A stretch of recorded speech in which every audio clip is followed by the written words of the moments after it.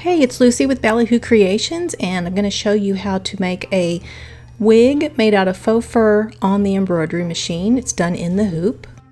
I wanted to demonstrate the method of using this curly, minky faux fur. It's very it's soft and short, curly. There are some tricks to working with it, though. It's very messy when you cut it. So when you cut it, take tiny little snips. If you have small scissors, it's even better. Try not to cut the actual pile of the fur. This is called the pile. Try to cut just the backing. So I'm going to flip it over and get my scissors right up against the backing fabric so I can cut my little piece there. And I need another piece. So I think I can get 2 more out of this. We'll see. And then once you've got your cuts made, it's better to go ahead and just pull and get that extra fur out of the way so it doesn't get all over the place. I just put that in the trash. Same thing on both sides that you've cut. And once you get all that excess off, it's not quite as bad. But if you don't do that, these little things will be flying all over your area, your sewing room. And then I am ready. I've already embroidered one of the faces and I've stuffed the nose. That's in a different video of making the 8-inch dolls. And then I'm going to do 2 layers here. I'm going to do the front, so I want her to have some hair around here. And then I'm going to use the back. So I've got 2 different pieces here for that. And I just need to know where my line is. If you wanted to, I'm going to do this. Grab a friction pin. This will disappear when it gets from the hot iron. So I just want to kind of know where my outline is. Another way you can do this is on your embroidery file, you can go back to the first color and stitch that around, and it will just put a basting stitch around again. Just make sure that after you've done that, you know to go back and skip doing the face again. You don't want to do that, and then go to the seam. But this gives me enough of an outline that I see where my hair needs to go. I'm going to take the smaller piece. I didn't pull all the fur off of that. You can see how messy this is. Some people hate this stuff because of the messiness, but as long as you cut carefully on the backing and then pull off those excess, it's not really that bad. So what I'm going to do, I'm trying to like design in my head, you don't want it to go down to this area here for the front or the back, because then it looks like they have hair coming out of their chin and neck, and other than if you're doing a beard, that's fine. I've done those, they're cute, but on this I want this to be a female and I don't want a bearded lady today. So I'm going to put this, I think I'm going to have it come like right around here for her, and I'm just going to lay it on top.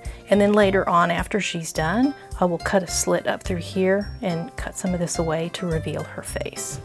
And then for the back, make sure that you put side down. Also look at your fur and see like what direction it's going. You don't have to put it any particular direction. That's up to your personal preference. But I see this is going down this way, so I'm going to have that go down towards her neck. So I just place it on like that.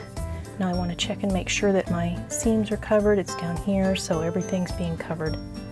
And this is actually too long, so I could cut it, but instead I'm just going to move it up. And then here's another trick. I'm going to have it right about the same level. And then I have another piece of the skin fabric, because I was going to make the back of the head. I'm just going to lay that on top. And so what that's going to do is it's going to give me, the hair will be on the outside, and then the skin will be on the inside, and there will be a little flap where I can turn her inside out. And I don't need this much here.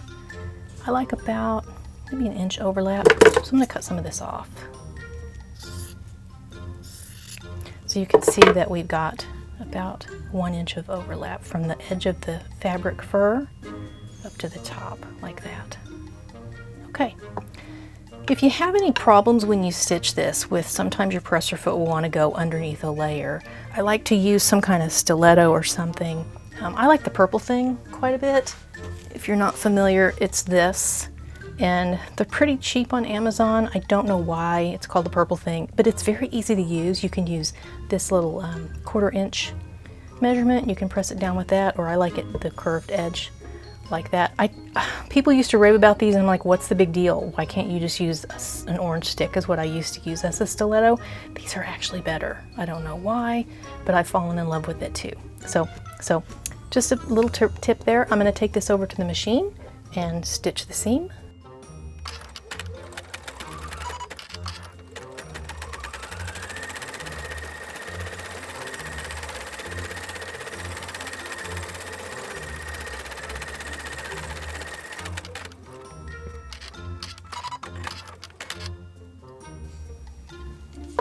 She's all stitched. I'm going to take her out of the hoop and just cut around. Don't even have to be that careful. I mean, don't cut yourself, but it doesn't need to be perfect here. It's all going to be on the inside of the head.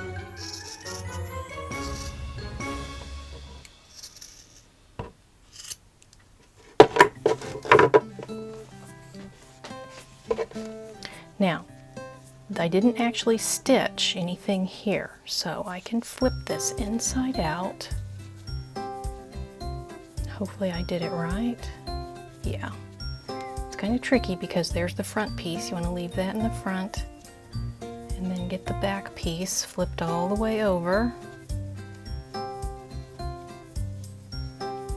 And then just push that out. Got my finger in there to open it up.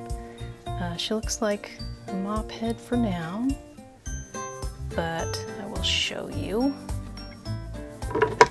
Just gonna clip up here.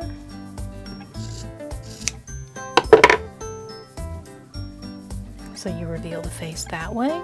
And then you can either trim this off and you can glue it down with some fabric glue if you want to. You can also like turn it inside out. Sorry, tuck it under is what I mean. And that can work too. So once you stuff it, you'll get a little bit better of a look. You can also kind of pick the fur out of the seams there. Hopefully you can see it with the black. It's hard to see, but if you pick it out, it won't be so obvious that there's a seam. And that tip goes for making any kind of stuffed animals or anything with faux fur. And if you have those little, like that little sideburn there, you can just pick those out. Pull those out so that she doesn't have that hairy neck thing going on.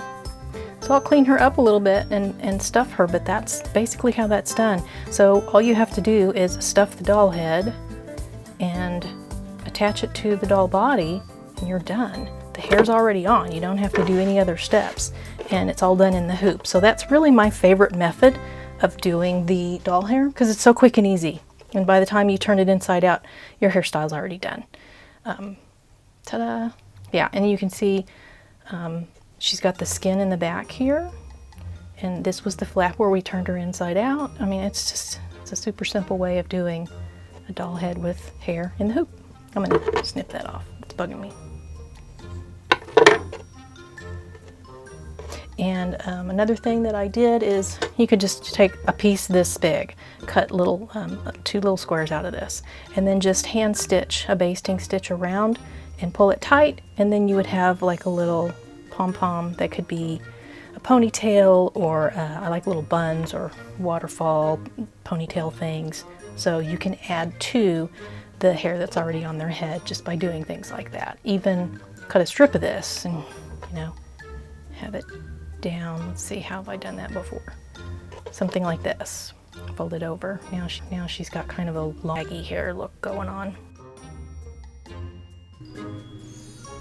Here's a few examples of dolls that use this type of hairstyle.